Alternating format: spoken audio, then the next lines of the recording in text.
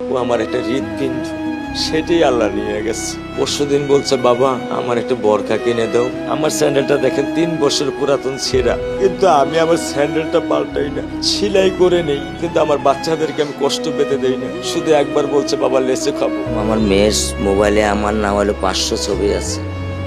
আমি এখনো সাহস পাইনি আমার মেয়ের একটা ছবি বের করে দেখতে। আমার সে সাহস নাই।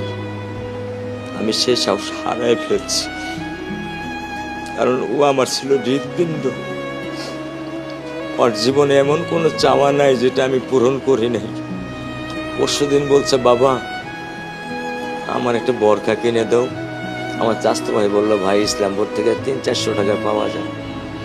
আমি সাথে সাথে নিউ মার্কেট থেকে আমি 1000 টাকা দিয়ে আমার মেয়েকে বরখা এনে দিচ্ছি। আমি দরিদ্র, ভাঙা বাসায় থাকি, কিন্তু আমার সন্তানদেরকে আমি কখনোই দারিদ্রতার স্বাদ পেতে দেইনি।